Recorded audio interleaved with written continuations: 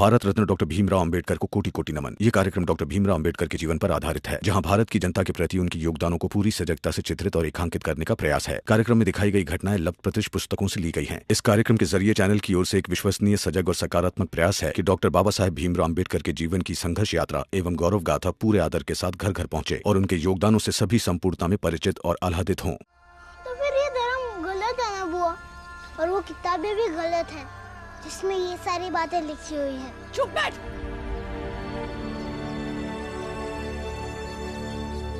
तू क्या बोल रहा है, समझ भी रहा है तू? यहाँ घर में बोल दिया, विवाह अगर बाहर जाके कहेगा ना तो पता नहीं लोग तेरे साथ क्या करेंगे।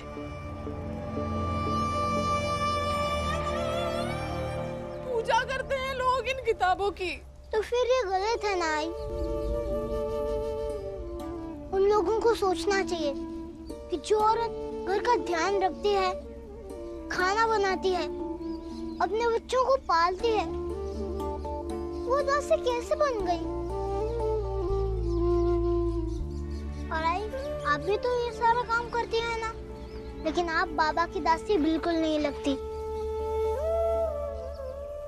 हम लोगों ने बाबा को आज से बात करते हुए देखा है।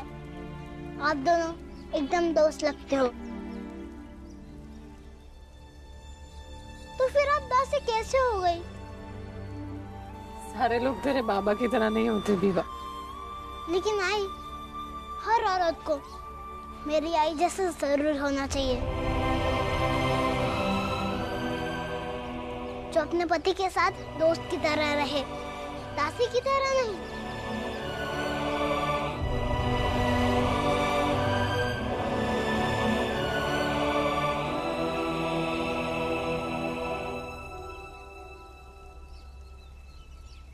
सेठ जी। क्या हुआ?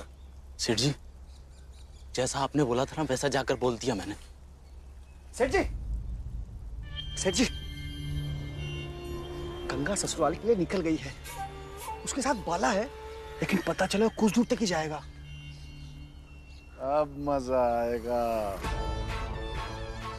राम जी सकपाल, तू अपने बेटे को महान बनाने चला है और मैं तेरी बेटी को गर्त में डालने चला हूं। अब तय कर ले, बेटा चाहिए कि बेटी? गुरुजी, गुरुजी, गुरुजी।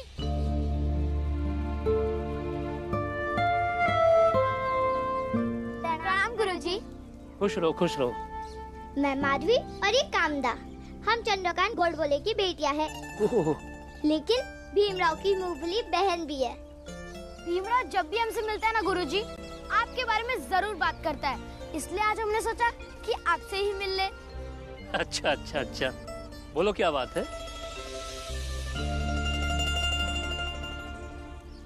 ये क्या? हम दोनों बहनों के पास कुल मिला के इतने ही पैसे हैं। आई बाबा हमें मेला दिखाने के लिए या फिर खट्टे गोले खरीदने के लिए देते हैं, तो हम उनमें से कुछ बचा लेते हैं। बेटा, जो पैसा बच्चे लोग इसलिए बचा के रखते हैं ताकि बाद में कोई अच्छी चीज खरीद के खा सकें, वो पैसे आप लोग मुझे क्यों दे रहे हो? आज सुबह घर पर बाबा खुश होकर आई से कह रहे थे कि भीमराव को स्कूल से निकाल दिया गया है और उसका कहीं भी दाखिला नहीं हो पाएगा। हम चाहते हैं कि भीम पढ़े, क्योंकि वो पढ़ेगा तो बहुतों को पढ़ाएगा और बहुतों को पढ़ने के लिए प्रेरित भी करेगा। इसलिए उसका पढ़ना किसी भी हाल में जरूरी है। आप रख लीजिए। कभी भी कहाँ भीम के दाखिले के लिए पैसे की जरूरत हो तो काम आएंगे। देखो बेटा, तुम लोग क्या चाहती हो कि तुम्हारा भाई पैसों के बल पर ऊंचाई पे पहुंचे या अपनी प्रतिभा और पुरुषार्थ के बल पे? बोलो। लड़ने दो उसे, वो जीतेगा तो बहुतों को खड़ा होने के लिए जमीन मिलेगी, समझ गई? और वो जरूर जीतेगा क्योंकि उसके पास आप जैसी बहनों की दुआएं जो हैं। अच्छा ठीक है, अब तुम लोग घर जाओ, ठीक है? प्रणाम गुरुजी। खुश रहो, खुश रहो।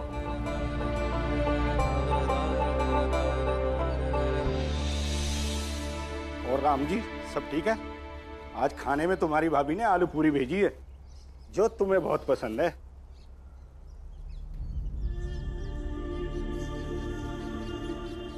राम जी, अरे कहाँ खोए हुए हो? अरे क्या सोच रहे थे? सेठ जी, मेरे बेटे भीम को स्कूल से निकाल दिया गया। मैंने उसके लिए बहुत सारी किताबें जरूर खरीदी है ताकि वो पढ़े और स्कूल से निकालने की पीड़ा को महसूस ना करे। वैसे अंबेडकर गुरुजी ने कहा था कि उसका दाखिला हो जाएगा, लेकिन एक पिता हूं, चिंता तो हो रही है। अरे राम जी, सब ठीक हो जाएगा, किसी तरह पढ़ ही लेगा। इस तरह से नहीं सेठ जी,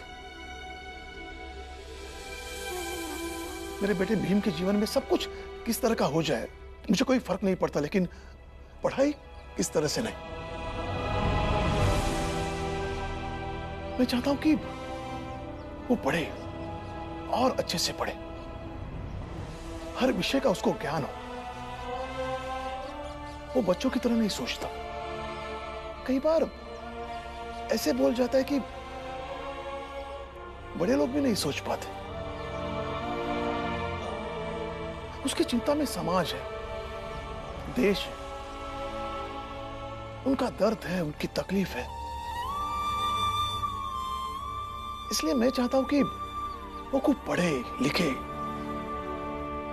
लाखों करोड़ों लोगों की आवाज बने। वो जितनी अच्छी मराठी बोले, हिंदी बोले, उतनी अच्छी अंग्रेजी बोले और उसे पूरी दुनिया सुने।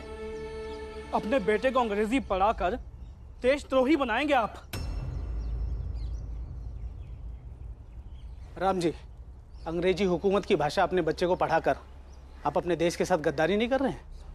आप लोग कैसी बातें कर रहे हैं? एक भाषा का ज्ञान देश के साथ गद्दारी कैसे हो सकता है? राम जी, आज आपको एक बात तय करनी होगी। आप इस देश के क्रांतिकारियों के साथ हैं या अपने बेटे को अंग्रेजी पढ़ाने के हक में? अगर आप अपने बेटे के साथ हैं तो ये बात जानते हुए कि आपने हमारे कुछ साथियों की मदद की थी, हम आपको और आपके परिवार को देशद्रोही घोषित कर देंगे और आगे से ये मान लेंगे कि आप अंग्रेजी हुकूमत के साथ मिले हुए हैं। Learning English is not a crime. If you know their language, you can understand them more. The more you start knowing them, the more your fight will be substantial to stand with the world, which will accept English. समझ में आया मैंने क्या कहा? जी नहीं, बिल्कुल नहीं। यही तो बात है, दुश्मन की भाषा अगर समझ में नहीं आई तो आप लोग उससे लड़ोगे कैसे? लड़ाई सिर्फ तीर और तलवार की नहीं होती, लड़ाई विचारों से भी होती है और विचारों को एक दूसरे तक पहुंचाना भाषा माध्यम है। इसलिए मैं अपने भीम को दोनों के काबिल बनाना चाहता हूं। प्रिंसिपल साहब, उस छोटी जाति के बच्चे की दो मुंह बोली बहनें भी हैं जो बड़ी जाति से हैं। आते समय मुझे रास्ते में मिल गए और कहने लगी, गुरुजी आप ये पैसे रख लीजिए और भीमराव का दाखिला विद्यालय में करवा दीजिए। उन्हें लगता है कि भीमराव पढ़ेगा तो समाज के लिए प्रेरणा बनेगा। सिर्फ जो वंचित हैं उन्हें उम्मीद नहीं है, बल्कि वो सारे लोग जिन्हें शिक्षा से दूर रखा गया है, बल्कि हमारे समाज की कुछ लड़कियां भी, वो भी चाहती हैं कि भीमराव पढ़े। भीमराव सिर्फ एक विद्यार्थी नहीं है, वो एक ज्योति पुंज है, एक मशाल है जो अज्ञानता, अशिक्षा और पिछड़ेपन के अंधेरे से जला है।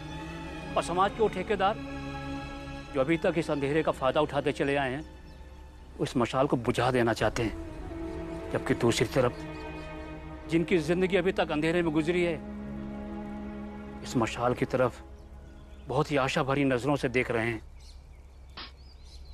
बस बस बस गुरुजी, मैं महान नहीं हूं, ना ही मेरा हृदय वैसा है, पर अब आपकी बातें सुनकर मेरे मन में भी उत्सुकता जाग उठी है कि आखिर भीमराव में ऐसा है क्या कल लेकर आइए उसे। मैं भी देखता हूं ये भीमराव है कौन।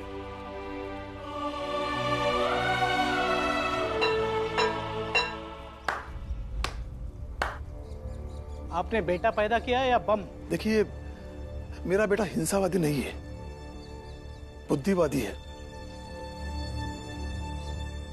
छोड़ मुझे भीम, छोड़। मैं कहता हूँ छोड़। मैं ध्रुव, तू इसके लिए हिंसा करेगा? मैं इस मंगेश चाय वाले ने कैसे बोला कि वो मेरी झोपड़ी तोड़ देगा? इसकी तो अरे ध्रुव, ध्रुव शांत हो जाओ और बात को समझो। उसने इसलिए कहा कि तुम तोड़फोड़ करो, हिंसा करो और वो पूरे गांव वालों के सामने तुम्हारी एक खराब छवि प्रस्तुत करे और गांव वाले तुम्हें झगड़ा लो और गलत मानकर तुमसे नफरत करे। लेकिन ये रोज ऐसे करेगा तो मैं कब तक बर्दाश्त करूंगा भीम? अरे ध्रुव शांत हो जाओ और इसका समाधान हिंसा से नहीं, बुद्धि से ढूंढो ध्रुव। बुद्धि से बलवान कोई नहीं है। अरे यार भीम, पढ़ने लिखने में टपा था मैं, पता नहीं बुद्धि कितनी होगी। मुझे बस एक ही चीज समझ आती है कि जब जो मन में आए बस कर दो। अरे ध्रुव शांत हो जाओ, अपना गुस्सा शांत करो और अंदर जाओ।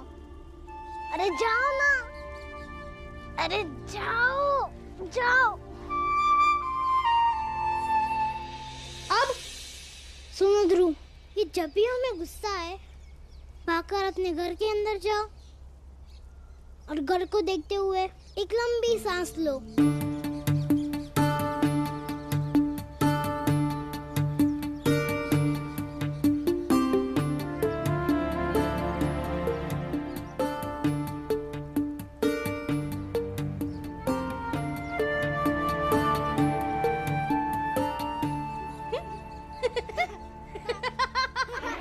अरे भीम,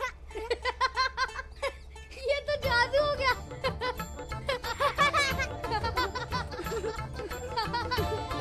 भीमा, क्या हुआ? अरे क्या हुआ? हंस क्यों रहे हो पागलों की तरह? उस चाय वाले से लड़ने से तो अच्छा है कि हम लोग पागलों की तरह हंस रहे हैं। क्या बोल? कुछ समझ में नहीं आ रहा है। आई चलो रास्ते में सारी बातें समझाता हूँ। चलो पागल, चल।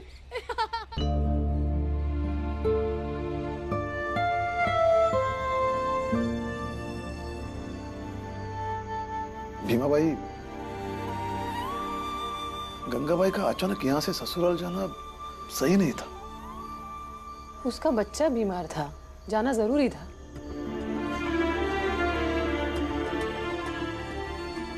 और चिंता मत कीजिए, सब ठीक हो जाएगा वहाँ। भैया ज्यादा मत सोचो, कभी कभी पति पत्नी के झगड़े बच्चों की वजह से सुलझ जाते हैं। और वो गंगा का अपना ससुराल है और उसकी अपनी उलझने तो उसे खुद ही सुलझानी पड़ेगी ना। और बाबा, 2-4 दिन बाद आप गंगा दीदी से मिलने चले जाइएगा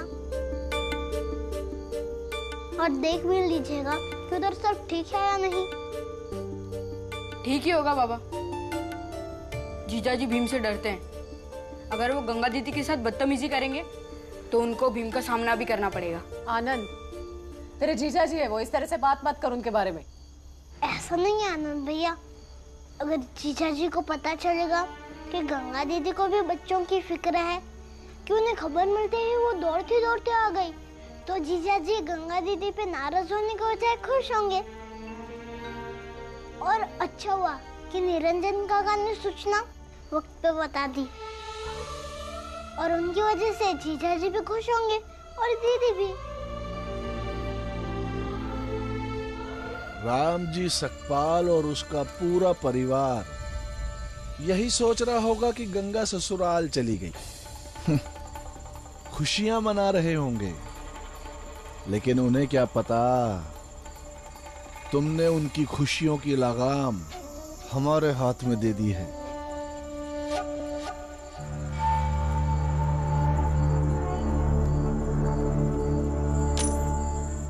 लो पैसे उठाओ, तुम्हारा काम हो गया। अब आज के आज रातों रात अपनी पत्नी को लेके ये गांव छोड़ के किसी रिश्तेदार के पास निकल लो। चलो।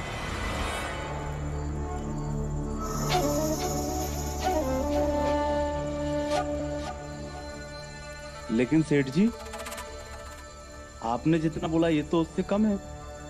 तेरी औकात से ज्यादा दे रहा हूं तुझे। अब क्या अपनी जायदाद भी तेरे नाम लिख दूं? ये आप ठीक नहीं कर रहे हैं सेठ जी। चुपचाप अपना सह परिवार लेके निकल जा, वरना जब सुबह राम जी को पता चलेगा तो वो तुझे छोड़ेगा नहीं, और तेरी बिरादरी के लोग भी तुझे नहीं छोड़ेंगे, समझा? चल निकल।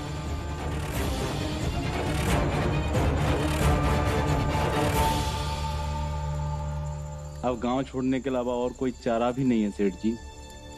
लेकिन एक बात अच्छी तरह समझ में आ गई है, जब भी भीम पढ़ने की बात करता है आप सब लोग मिलकर उसे रोकते हैं। क्यों? क्योंकि आप सब लोगों को डर लगता है।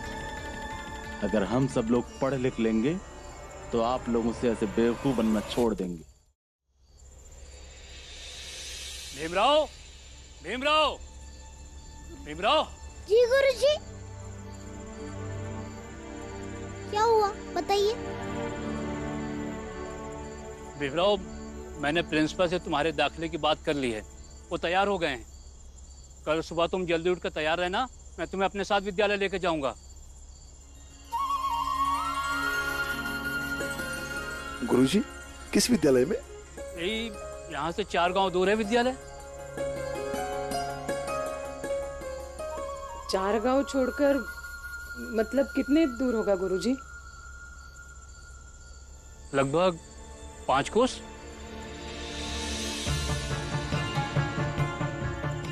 पाँच कोस मतलब आने जाने में 10 कोस। इतना छोटा बच्चा इतनी दूर कैसे जा पाएगा? आई चला जाऊंगा, आई चाहे जैसे भी जाऊं। अगर गुरुजी जा सकते हैं तो उनका शिष्य भी जा सकता है। भीम, 10 कोस बहुत ज्यादा होता है, आना जाना बहुत कठिन हो जाएगा। तू अभी छोटा है ना। लेकिन पढ़ने भी तो मिलेगा ना बुआ, और कोई रास्ता भी तो नहीं है। आप ही समझाइए ना कुछ। 10 कोस रोज जाना कोई मजाक थोड़ी है। गुरुजी, कोई दूसरा विद्यालय, वहाँ पे दाखिला नहीं मिल पाएगा बीवा को? बाबा, आई को समझाइए ना, मैं जाऊंगा। नहीं, इसे समझाइए आप। हाँ हाँ हाँ हाँ। आई को समझाओ। देखो बेटा, तुम्हारी पढ़ाई और आई की चिंता, इसमें मैं क्या समझाऊं?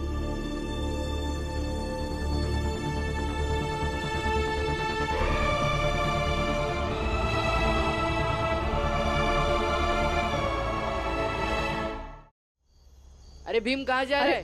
अरे भीम रुक तो सही। अरे भीमा, बता तो कहाँ जा रहा है?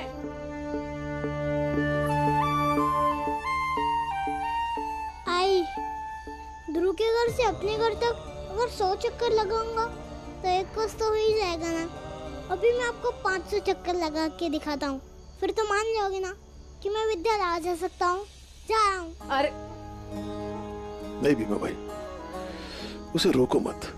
या तो विश्वास करो कि भागते दौड़ते गिरते उठते स्कूल चला जाएगा। अगर तुम्हारी ममता ऐसे नहीं मानती तो प्रमाण देखो कि भीम वो पूरा कर पाता है या नहीं।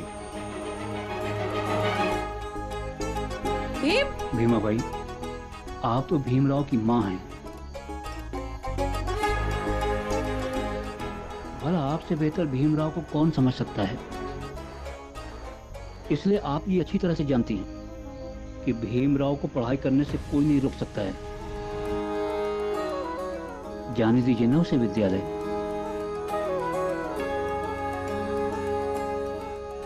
रुक जाना भीमा। आई, मुझे विद्यालय जाने दोगी तभी मैं रुकूंगा।